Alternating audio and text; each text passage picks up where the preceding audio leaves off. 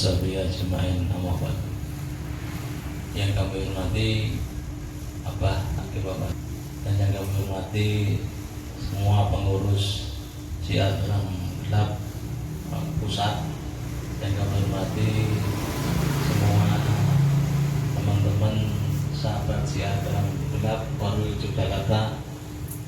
Sebelumnya marilah kita panjatkan puji dan syukur kepada Allah Subhanahu wa Ta'ala yang telah memberikan kita rahmat dan hidayahnya sehingga pada kesempatan malam hari ini kita bisa bersilaturahmi dalam keadaan sehat walafiat, tidak kurang satu apapun.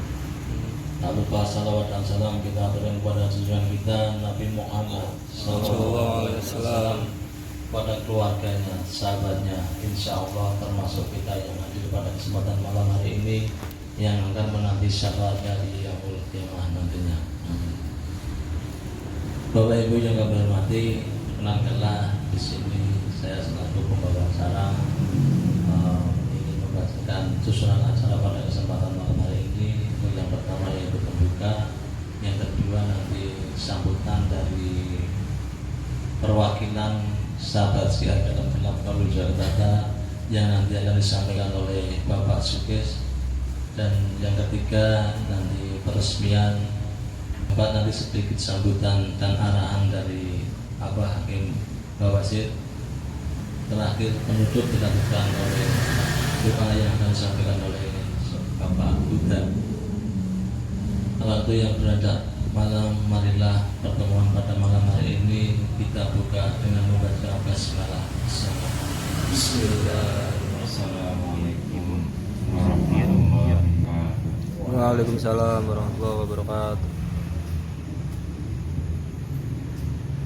Di sini saya selaku perwakilan dari sahabat-sahabat Korwil Yogyakarta, mungkin saya tidak bisa berkata-kata panjang lebar, yang pada intinya saya ucapkan terima kasih banyak atas kedatangan Abah Bawasir yang sudah sekian lama kita rindukan untuk bisa hadir ke Yogyakarta untuk silaturahim dengan teman-teman Korwil Yogyakarta.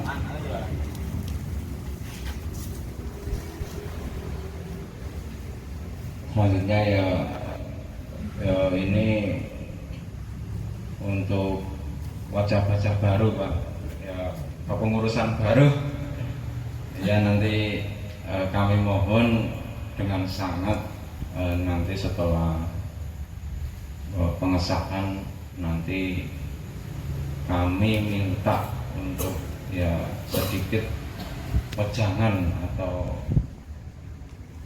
ya untuk bekal kita nantinya di kepengurusan itu biar kita tambah solid. Itu kami minta sedikit waktunya untuk memberikan suatu arahan. Ya mungkin cuma itu saja yang saya haturkan. Sekali lagi terima kasih banyak Abah Hakim Bawasir dan beserta teman-teman yang dari pusat telah hadir datang ke Jogja silaturahim. Kami haturkan banyak-banyak terima kasih. Mungkin dari saya sebutkan sekian. Banyak kata yang kurang berkenan saya mohon maaf. Assalamualaikum warahmatullahi wabarakatuh. Waalaikumsalam warahmatullahi wabarakatuh.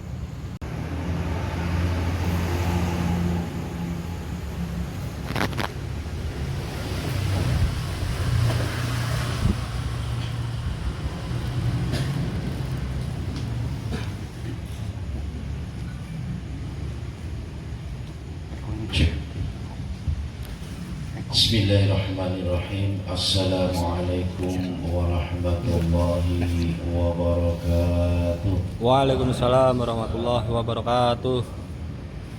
Alhamdulillahi wa kafa, wassalatu wassalamu ala nabiyil mustafa سيدنا محمد المصطفى وعلى آله وصحبه ومن اتبع الهدى. أشهد أن لا إله إلا الله وحده لا شريك له وأشهد أن محمدا عبده ورسوله لا نبي بعده. اللهم صل وسلم على نبينا محمد وعلى آله وصحبه أجمعين. أما بعد، قال الله تعالى في كتابه الكريم: أعوذ بالله من الشيطان الرجيم، بسم الله الرحمن الرحيم. يا أيها الذين آمنوا اتقوا الله حق تقاته ولا تموتن إلا وأنتم مسلمون. وقال تعالى أيضا: يرفع الله الذين آمنوا منكم والذين أوتوا العلم درجات. صدق الله العظيم. Sahabat-sahabatku yang dirahmati Allah Subhanahu wa Ta'ala, puji syukur mari sama-sama kita panjatkan kehadirat Allah Subhanahu wa Ta'ala, yang mana pada malam hari ini Allah masih mempertemukan kita dalam ajang silaturahmi, yang mudah-mudahan silaturahmi ini membawa manfaat dan kebaikan bagi kita semua. Berbagai macam nikmat karunia yang telah Allah berikan, mari sama-sama kita mensyukurinya dengan cara mendaya gunakan apapun yang Allah berikan kepada kita menuju jalan Allah yang lurus. Kemudian salawat dan salam tak lupa pula kita kirimkan kepada junjungan kita Nabi Allah Muhammad sallallahu alaihi wasallam sebagai suri tauladan bagi kita semua. Dan mudah-mudahan kita semua yang hadir di sini senantiasa menggemarkan diri dalam bersalawat kepada baginda Rasulullah sallallahu alaihi wasallam, sehingga kita akan mendapatkan syafaatul uzma di yaumil qiyamah akhir nanti. Amin, Allahumma amin. Baik sahabat-sahabatku yang tergabung dalam sahabat Syiah dalam gelap Korwil Yogyakarta istimewa. Yang pertama sekali saya bersyukur pada akhirnya Allah mempertemukan kita kembali. Selain kita bersilaturahmi bertatap muka secara langsung, ada dua kegiatan yang insya Allah kita akan lakukan pada malam hari ini. Yang pertama adalah pengesahan struktural Korwil Yogyakarta istimewa. Jogja selalu istimewa.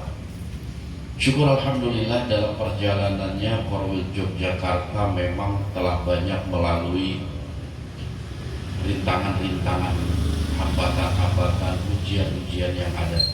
Namun pada akhirnya tetap Allah Subhanahu wa Ta'ala masih menancapkan syiar dalam gelap di bumi Yogyakarta ini dengan terbentuknya kepengurusan yang baru. Insya Allah ini pengurusan periode 2022 sampai 2024. 2 tahun sekali pemilihan struktural baru. Yang saya berharap mudah-mudahan apa-apa yang telah kita lalui bersama tahun-tahun yang kemarin bisa menjadi pelajaran dan hikmah, sehingga kedepannya Korwil Yogyakarta semakin kuat dan solid, terutama istiqomah dalam berjuang bersama syiar dalam gelap dalam rangka kekuatan iman, ilmu, dan juga amal. Insya Allah kejadian yang telah lewat bisa menjadi sebuah pelajaran berharga bagi kita, karena hakikatnya apapun yang kita hadapi, yang kita rasakan tidak lain dan tidak bukan adalah cara Allah dalam mendidik kita. Itu semua merupakan cara Allah dalam mendidik kita. Makanya dalam pendidikan itu ada yang lulus, ada yang nggak lulus. Dan mudah-mudahan masuk hamba-hamba Allah yang senantiasa lulus dalam menjalani ujian yang Allah berikan kepada kita semua.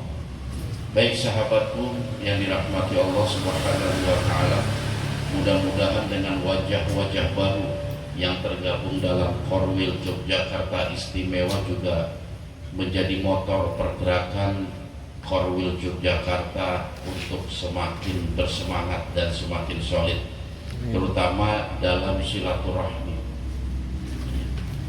Jadi saya berpesan, jaga silaturahmi sebagaimana apa yang pernah dipesankan oleh Panglima Besar Negara Kesatuan Republik Indonesia almarhum Jenderal Sudirman. Apa pesan dari Jenderal Sudirman? Jadi menurut Jenderal Sudirman, kemenangan itu tidak mungkin dicapai tanpa adanya persatuan dan kesatuan. Dan persatuan serta kesatuan tidak mungkin terwujud tanpa adanya silaturahmi. Jadi kalau kita ingin wadah SDG Korwil Yogyakarta ini kuat, bersatu, kokoh, maka langkah yang pertama yang harus kita lakukan adalah perbanyak silaturahmi. Baik silaturahmi melalui tatap muka seperti ini ataupun silaturahmi melalui online. Aktif di grup struktur, aktif di grup Korwil. Jangan jadi pengamat terus. Apa-apa cuma ngamati terus baca doang, nggak ada tanggapan. Dan ada minimal tanggapan, entah dengan emot apa gitu. Yang penting kita aktif dan kita menanggapi apa-apa yang ada di dalam grup WA Korwil sebagai perwujudan antusiasme kita dalam perjuangan syiar dalam gelap. Jadi kalau di grup itu jangan ngintip doang, tantar ngintip, udah kayak pengamat aja. Ya, jadi harus aktif. Kadang ada pertanyaan juga yang ditujukan kepada saya. Ada beberapa anggota yang dia keluar dari grup, misalnya apa yang dia keluar dari grup? Ini grup nggak membawa manfaat. Saya lihat ngomongannya cuma lelucon, biasa-biasa, dia nggak membawa manfaat buat saya, kata dia. Lantas saya beri masukan ke orang, Mas, Kang, kalau memang grup Korwil tidak membawa manfaat, coba sampean yang memberikan manfaat. Jangan kita siap menerima tapi tidak mau memberi. Ini pemikiran yang salah. Iya. Jadi sebenarnya ungkapan seperti itu sebagai satu ungkapan egoisme. Dia maunya dikasih, tetapi tidak mau memberi. Makanya muncul istilah seperti itu. Saya lihat WA biasa-biasa aja nggak bawa manfaat kepada saya. Salah. Kalau memang di grup itu tidak ada pembicaraan yang membawa manfaat, sampeyan berikan manfaat kepada grup itu, bukan malah keluar. Nah, ini bisa menjadi pelajaran bagi kita. Karena apa? Sebaik-baik manusia adalah mereka yang bisa membawa manfaat bagi manusia yang lain. Itulah sebaik-baik manusia. Dan kita berusaha mengarah kepada arah kebaikan. Jikalau grup sepi misalnya, atau dialognya udah mulai nyerempet jauh gitu, kita kasih manfaat, kita ingetin lagi dengan bahasa-bahasa tertentu yang tentu saja bahasanya tidak mengandung unsur hinaan, cacian ataupun merendahkan anggota yang lain. Sehingga apa? Sehingga WA grup itu selalu aktif. Dan disinilah peran serta dari divisi dakwah. Iya, sebagai wasit, dilihat ada bola yang keluar, langsung print keluar. Ada dialog-dialog yang menyimpang, langsung print. Kalau perlu kasih kartu kuning, tweet.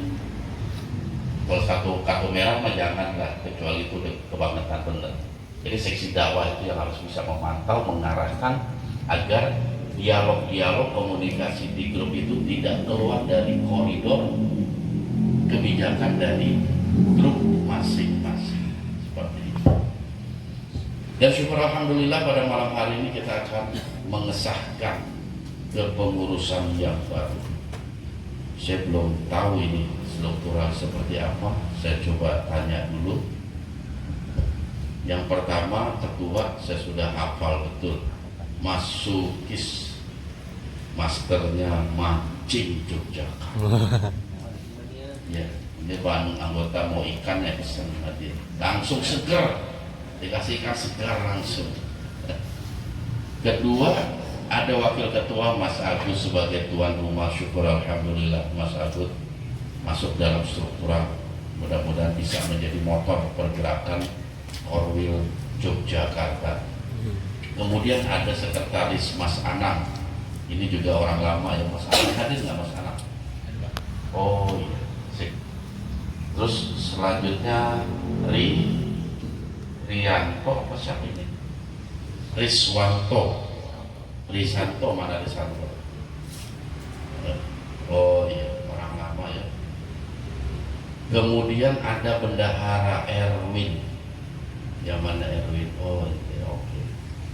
Kemudian ada juga siapa ini namanya? Kenak. Kunta. Oh ini orang lama juga Mas Kunta. Ada divisi humas. Saya ketua mata jadi nggak kelihatan. Humas Susanto. Waduh. Oke, Mas Susanto pembawa acara ya. Ada Surya, Eko. Surya? Hadir nggak Surya? Oh iya. Eko. Tetanggaan itu ya. Nah, Duduknya apa? tetanggaan. Duduknya tetanggaan. Nah, juga sebelahan. Terus ada Adek, Kang Adek. Mana Kang Adek? Adek? Belum ya. Terus ada Saryanto. Oke, Mas Saryanto hadir alhamdulillah. Ada divisi dakwah Nur Huda, Muhammad Huda. Oke.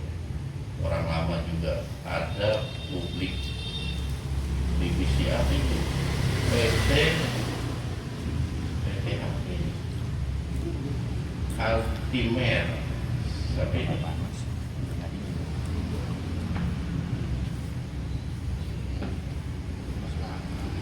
Oh ini yang PT-nya. Yang jelas ini. Mas Timur, publikasi, Bukdekdok. Iya, benar. Bukdekdok. Baru tahu bisa ada seksi Bukdekdok ini. Hah? Ini apaan ya? Publikasi, dokumen, dekorasi, disingkat jadi Bukdekdok.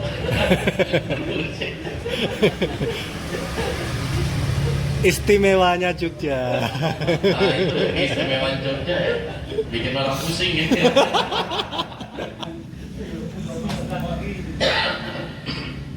Mana Mas Timur mana? Oh ente, oh bener, cocok ente publikasi dan dekorasi, cocok ente bener, bagus orang seni. Ada keamanan Ridwan, ada Ridwan, oke. Kemudian Diana. Imam, oke Mas Imam, Hendra, oke Hendra ya. Kemudian ada Kholik, oke keamanan. Ada juga Dwi S, Mas Dwi ya, oke alhamdulillah. Oke sedikit banyaknya alhamdulillah sudah memenuhi syarat dari struktural ini, walaupun nanti mungkin ke depannya akan ditambah beberapa divisi, tergantung kegunaan dan juga peran divisi itu sendiri. Insya Allah Korwil Yogyakarta ada 2 pembina, yaitu Sadi Pamungkas dan juga Hari Subagio sebagai pembina. Jadi dalam struktural ini kalau ada pertanyaan-pertanyaan, keluhan-keluhan, masukan-masukan kepada SDG Pusat, bisa minta arahan dari pembina ya, ataupun pergerakan kegiatan dari Korwil Yogyakarta pun nanti bisa minta arahan kepada pembina seperti itu. Karena syiar dalam gelap ini memiliki perencanaan besar ke depannya. Di antaranya selain kita memang tolak ukurnya kepada pemantapan kekuatan iman, juga kita akan merambah ke bidang-bidang sosial dan ekonomi. Kedepannya SDG itu akan punya bengkel pengobatan alternatif yang terdiri dari beberapa unsur pengobatan: ruqyah, bekam, fasdu, refleksi, urut, dan juga akupuntur nantinya. Dan obat-obatan herbal, obat-obatan herbal baik yang bersumber dari lokal maupun yang bersumber dari ajaran kita Islam. Jadi kita mencoba untuk kembali ke dalam pengobatan tradisional, terutama pengobatan-pengobatan yang dicontohkan dan dianjurkan oleh baginda Rasulullah SAW. Kedepannya nanti akan seperti itu. Ya. Makanya nanti seksi dakwah harus proaktif, terutama dalam membawahi nanti tentang bengkel pengobatan alternatif yang nantinya akan kita sama-sama bangun. Oleh sebab itu diperlukan talenta-talenta dari Korwil, terutama yang memang anggota Korwil dia belum memiliki pekerjaan tetapi ingin mencurahkan hidupnya di bidang pengobatan, bisa kita arahkan seperti itu. Nanti diberikan fasilitas berupa satu tempat balai pengobatan yang kita namakan bengkel pengobatan alternatif, yang nantinya akan dikelola oleh Korwil yang memberikan modal pusat. Jadi Korwil hanya menyiapkan SDM-nya aja sesuai dengan persetujuan saya nanti SDM-nya itu. Sedangkan fasilitas tempat dan lain sebagainya itu pusat yang nanggung. Jadi Korwil hanya menjalankan saja, dan para terapis yang ada yang tergabung dalam di bengkel itu nanti akan mendapatkan pendapatan bulanan seperti itu. Tapi semuanya tergantung dari kesiapan Korwil.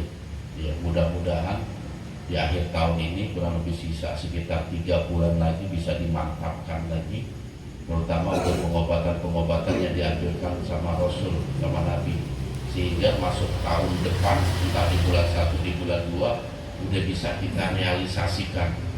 Ya, SDG memiliki bengkel pengobatan seperti itu. Terus sahabat-sahabatku yang dirahmati Allah, dan yang gak kalah penting ya, tentang syiar dalam gelap, dan ini yang harus dipahami dan harus dihafal oleh seluruh anggota, adalah visi dan misi SDG. Ini harus hafal semua anggota. Karena apa? Nanti kadang ada cerita juga yang datang ke saya pakai kaos SDG, ditanya, Mas, SDG itu apa sih? Suka ada pertanyaan seperti itu. SDG itu apa sih? Nah, kalau kita nggak paham, nggak apa visi tentang visi misi SDG, susah untuk jawab. Kira-kira kita jawab. SDG adalah konten nangkep makhluk. Bingung kan? Makanya tiap anggota melalui Masukis dan juga yang lain wajib menghafal visi misi SDG. Jadi ketika ada orang yang nanya, Mas, SDG itu apa? Nah, kita tinggal jawab, SDG adalah satu perkumpulan wadah yang memiliki misi. Pertama apa? Membentuk kepribadian muslim yang kuat dalam iman, ilmu, dan amal. Itu visi akhir kita seperti itu. Ya, finalnya SDG itu seperti itu. Membentuk kepribadian muslim yang kuat dalam iman, ilmu, dan amal. Karena ketiga unsur ini merupakan salah satu yang sangat penting, terutama dalam menghadapi situasi akhir zaman. Dalam menghadapi situasi akhir zaman, apa yang kita perlukan? Yang pertama itu diperlukan iman. biar kita nggak tergoda, biar kita nggak terbawa arus modernisasi yang semakin kebablasan. Tanpa iman hancur. Terus yang kedua, ilmu. Kalau kita sebagai umat Rasul, sebagai hamba Allah tidak memiliki ilmu pemahaman yang baik, kita akan terbawa juga. Karena hal-hal seperti itu, seperti liberalisme dan lain sebagainya, itu mereka mencari orang-orang umat Islam yang Islami cuma KTP, yang nggak tahu Islam itu apa, sehingga mudah dibujuk, mudah diraih. Makanya itulah kita memerlukan pengetahuan atau ilmu yang dalam. Agar apa? Agar kita bisa memfilter informasi-informasi yang kita terima. Bahkan banyaknya penyelewengan, kesesatan di masyarakat kita tuh banyak tuh orang-orang yang masih nyembah ke laut, takut sama gunung, takut sama hutan, masih memberikan penghormatan yang besar kepada tempat-tempat keramat. Itu kenapa mereka bisa sampai melakukan itu? Salah satunya karena mereka nggak tahu ilmunya. Mereka hanya ikut-ikutan aja. Terus kalau mau itu ke laut, tirakat 3 malam dilakuin. Karena apa? Karena dia nggak tahu ilmunya. Kalau hal tersebut dilarang di dalam ajaran kita. Terus tuh kalau mau cepat naik jabatan, tirakat di depan pohon beringin. Karena pengetahuannya sedikit, ilmu agamanya kurang, maka mudah untuk dijerumuskan oleh para kehet-kehet. Makanya salah satu misi SDG adalah kekuatan iman dan sehingga ketika iman kita ada, ilmu kita kuat, amal ibadah pun akan semakin mantap. Karena apa? Amal ibadah tanpa didahului itu akan terasa hampa. Ibadah tanpa didasari ilmu hampa. Kita pengen ibadah sholat, tapi kita nggak tahu ilmu tentang sholat, gersang hati. Nggak tahu ilmu tentang khusyuk, nggak tahu bacaan-bacaan sholat, yang tahu cuma gerak-geriknya aja. Oh, takbir seperti ini, rukuk seperti ini, sujud seperti ini, sehingga ibadahnya itu nggak menancap di dalam hati dia. Karena apa? Ilmunya itu dia nggak tahu ilmu tentang sholat.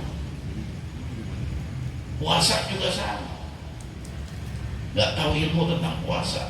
Disangkanya puasa itu cuma nggak makan, nggak minum dari subuh sampai maghrib. Padahal nggak sesimpel itu.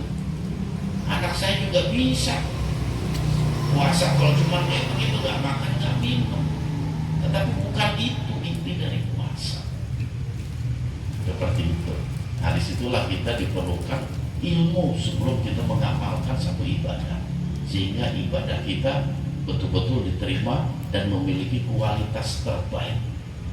Perlu ilmu. Makanya visi harus apa? Membentuk kepribadian muslim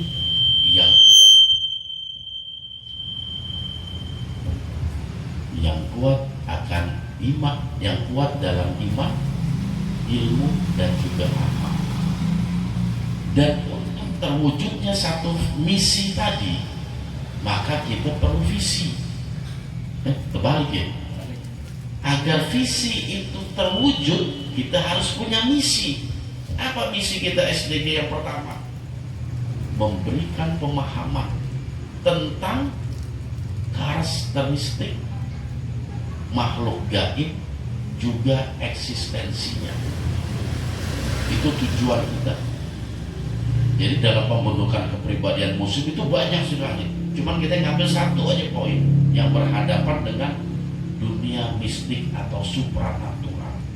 Agar apa? Agar kita nggak terjebak dalam lingkup dunia mistik.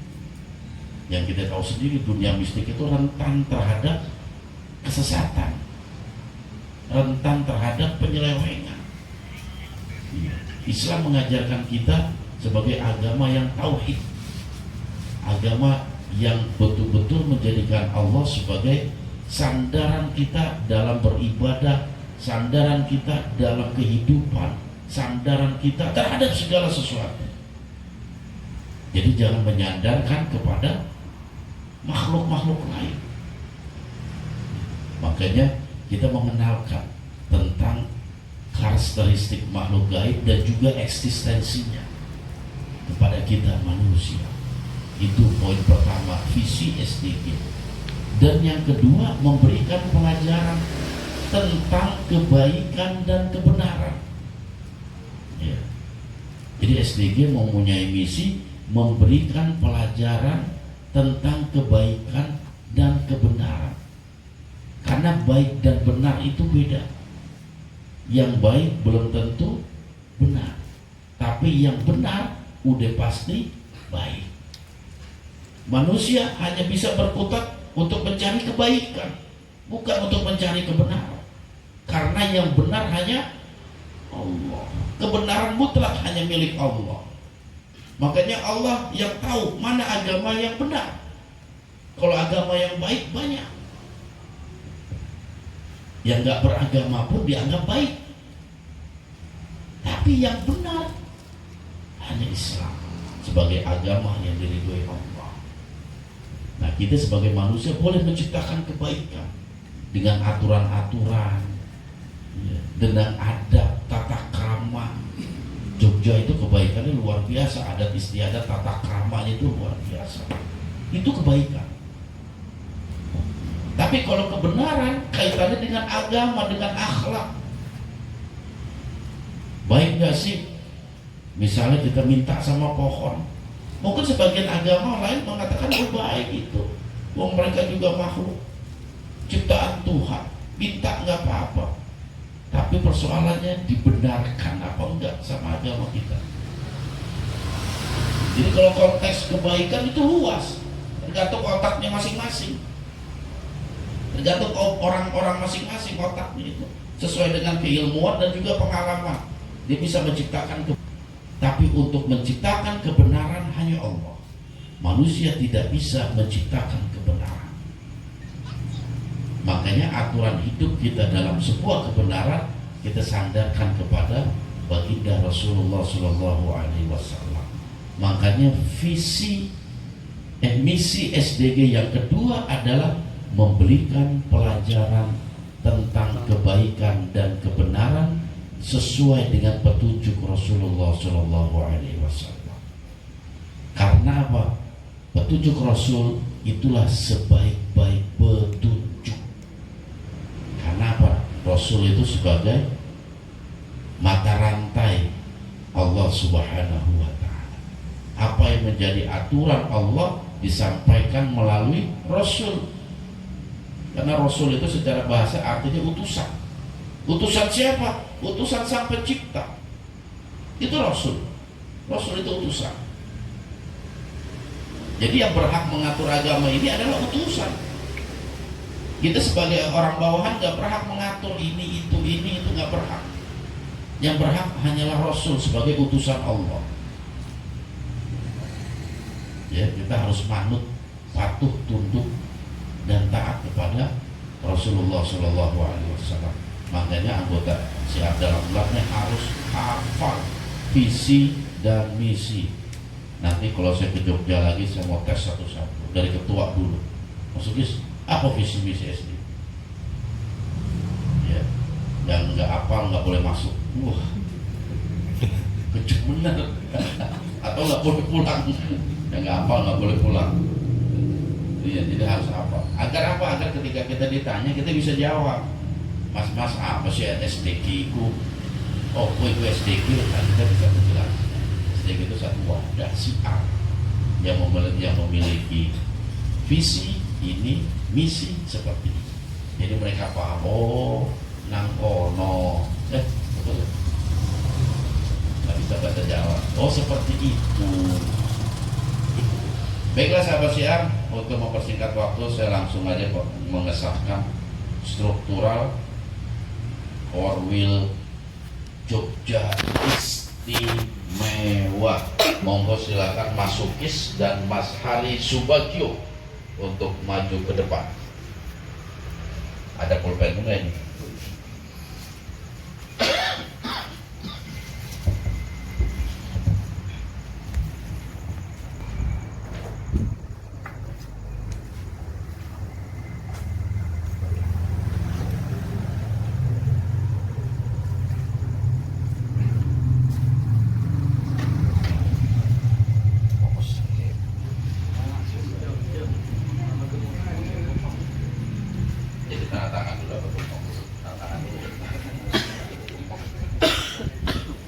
Sari sini, kami saya.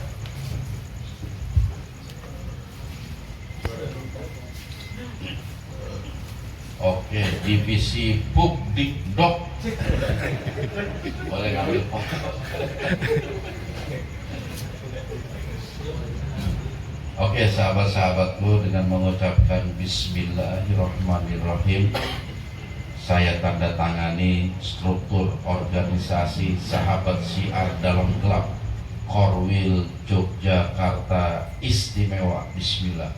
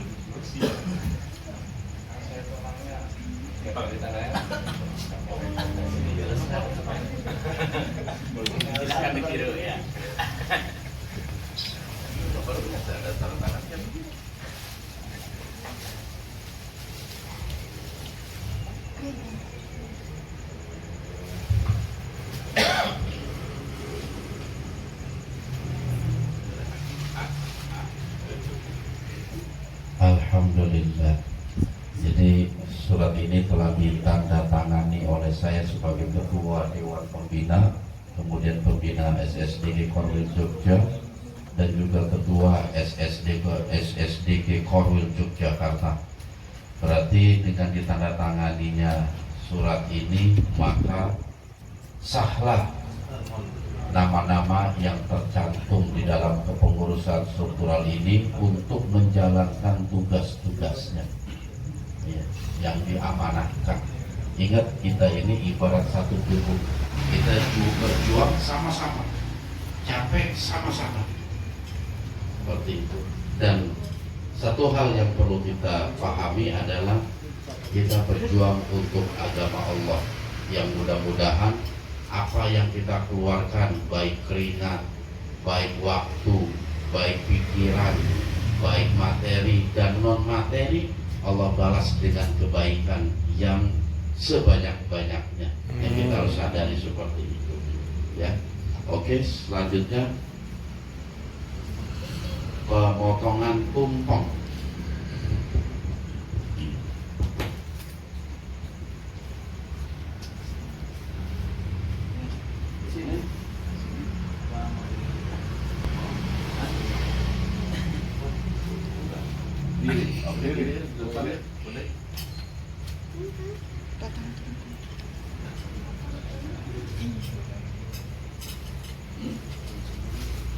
Bismillahirrahmanirrahim. Berdua pegangan, takut nggak kuat dah. Bismillahirrahmanirrahim. Bunga.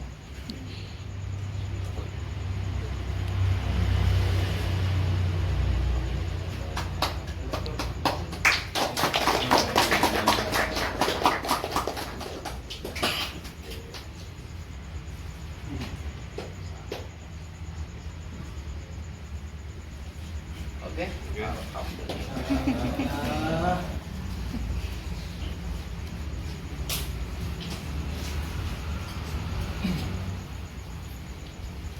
Oke, prosesi pengesahan dan pemotongan tumpeng sudah selesai.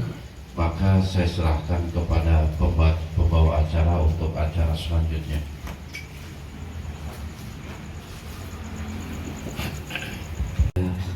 Yang diniatkan oleh kita semua pada malam hari ini mencari kesembuhan dengan melalui pengobatan yang dianjurkan oleh agama kita. Semoga segala penyakit oleh Allah, penyakit kita semua diangkat, dan semua gangguan baik sihir ataupun ketempelan ataupun ain semua dihilangkan oleh Allah Subhanahu wa ta'ala. Amin amin ya rabbal alamin. Bismillahirrahmanirrahim. Alhamdulillah. Alhamdulillahi Rabbil Alamin.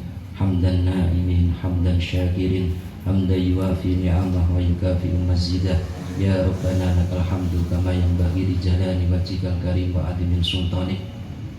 Allahumma salli ala sayyidina Muhammadin dibil qulubi wa dawaiha wa afiyatil abdani wa shifaiha wa nuril absari wa diyaiha wa qutil arwahi wa hidaiha wa ala alihi wa sahbihi wa sallim. Allahumma ighfir lana dhunubana wa khatayana kullaha. Allahumma ighfir lana dhunubana wa liwalidina warhamhuma kama rabbayana shighara. Allahumma ighfir lana dhunubana wa liwalidina wa limasyaykhina wa limasyaykhina wa liasatidina wa limuallimina wa lijamil mu'minina wal mu'minat wal muslimina wal muslimat al ahya'i minhum wal amwat.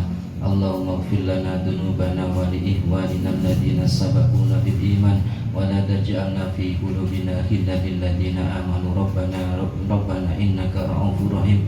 Allahumma inna nas'aluka salamatan fid dinina wa afiyatan fi jasadina wa ziyadatan fi ilmina wa barakatan fi rizqina wa taubatan qabla mautina wa maghfiratan ba'da mautina. Allahumma hawwin 'alaina fi sakaratil maut wan najata minan nar wal afwa indal hisab. Allahumma inna nas'aluka ridhaka wal jannah wa na'udzubika min sakhatika wan nar. Rabbana atina fid dunya hasanatan wa fil akhirati hasanatan wa qina adzabannar. Wa sallallahu ala sayyidina Muhammadin wa ala alihi wa sahbihi wa sallam. Subhana rabbika rabbil izzati amma yasifun wa salamun alal mursalin walhamdulillahi rabbil alamin.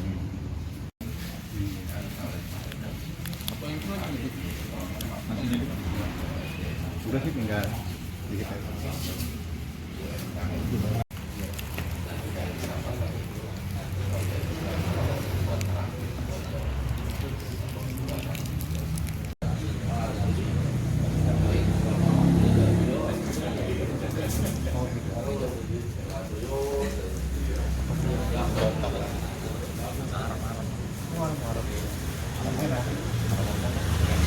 Ya, ini memang salah satu metode pengobatan yang sudah cukup lama ada di muka bumi.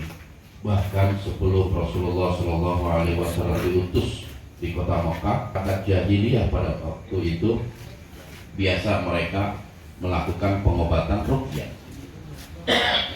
Karena ruqyah secara bahasa itu artinya doa-doa atau jampe-jampe, mantra-mantra. Ya. Kemudian dengan munculnya dan diutusnya baginda Rasulullah SAW ke kota Mekah, maka para sahabat pun ada beberapa yang masih mengikuti ruqyah, mengikuti tata cara jahiliyah. Makanya Rasul mengatur pengobatan ruqyah dengan pengobatan ruqyah syar'iyah. Kalau ruqyah di masa jahiliyah, jampe-jampe, mantra-mantra yang ditujukan kepada Tuhan-Tuhan selain Allah, maka ruqyah syar'iyah adalah salah satu metode pengobatan melalui doa, melalui perantara ayat suci Al-Quran dan juga doa Rasulullah SAW yang ditujukan kepada Allah Subhanahu wa Ta'ala. Jadi bacaan yang dibaca itu merupakan ayat suci Al-Quran sebagai wasilah kesembuhan, wasilah kesembuhan. Makanya ulama membagi ruqyah menjadi dua kategori. Ada ruqyah syar'iyah yang mana ruqyah itu menggunakan ayat suci Al-Quran dan juga doa-doa Nabi. Ada juga ruqyah syirkiyah, ruqyah yang mengandung syirik karena apa? Ditujukannya bukan pada Allah dan tidak menggunakan kalamullah ataupun doa-doa Rasulullah SAW, tetapi jampe-jampe yang biasa ditujukan kepada penguasa-penguasa gaib di wilayah tertentu. Ya, mungkin di masyarakat kita masih banyak pengobatan-pengobatan yang menggunakan ruqyah syirkiyah. Ketika seorang dukun, paranormal, orang pintar membaca satu bacaan, bisa dalam bahasa-bahasa Jawa kuno, Sunda kuno, yang memang ditujukan bukan kepada Allah Subhanahu wa Ta'ala. Itulah yang disebut dengan ruqyah syirkiyah yang mengandung unsur-unsur syirik.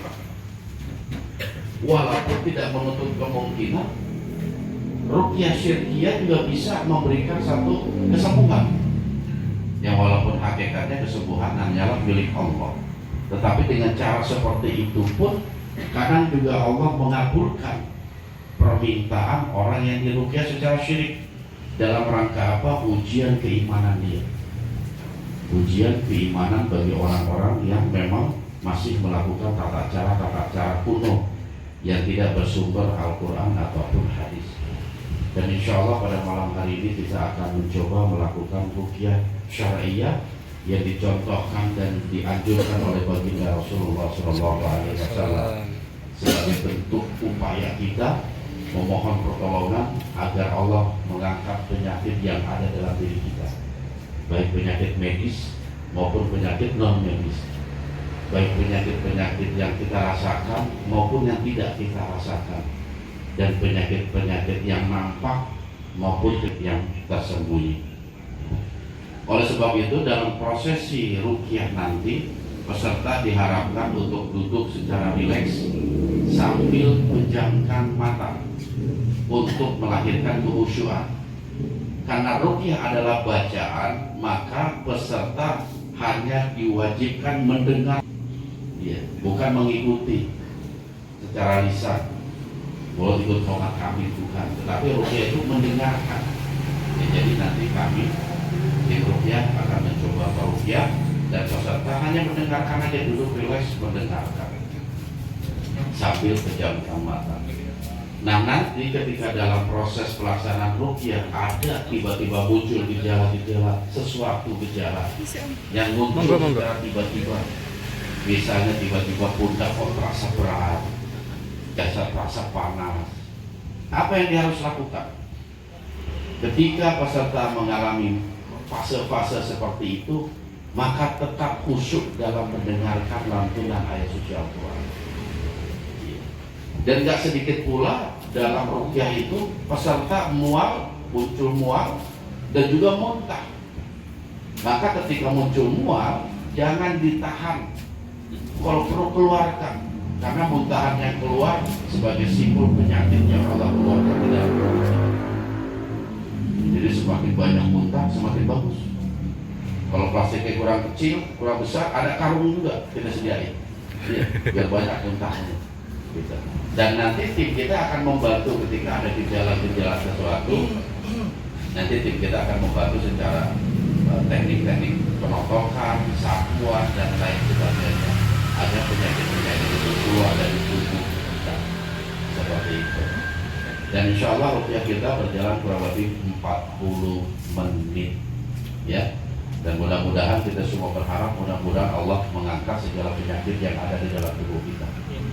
Baiklah sahabat-sahabatku yang dirahmati Allah Subhanahu wa Ta'ala, mari sama-sama kita mulai pengobatan ruqyah ini.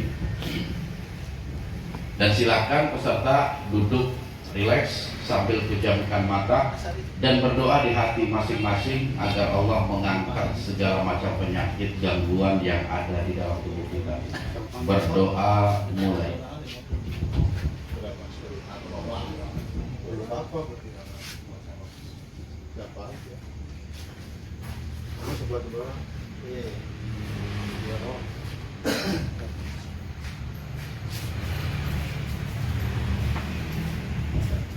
Allah hayyul qayyum wa natubu ilaih min kulli dhanbin wa min jami'i syururi wa la hawla wa la quwwata illa billah.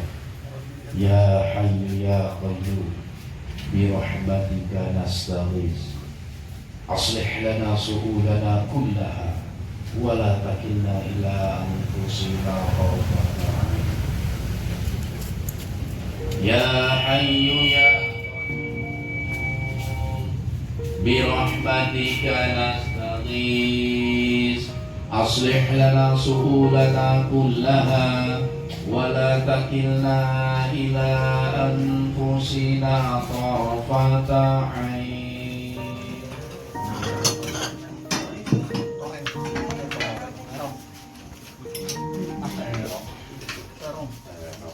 Kita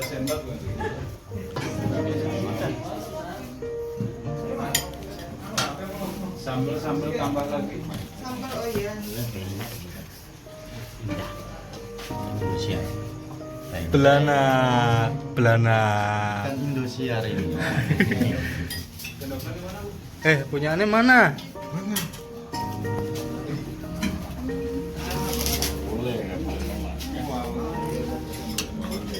Pesta belanak hasil mancing masuk guys. Ini belanak. Ini belanak apa mas? Belanak dalam kubur.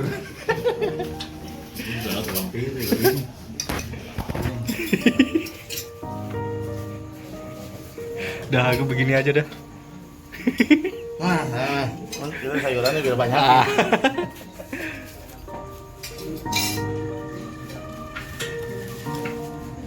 Nah, sing akeh ben lemu.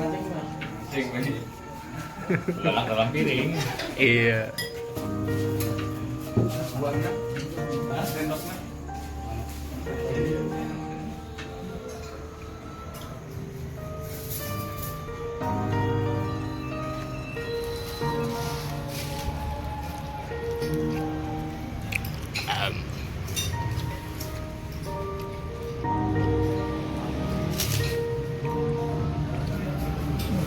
Ini apaan sih?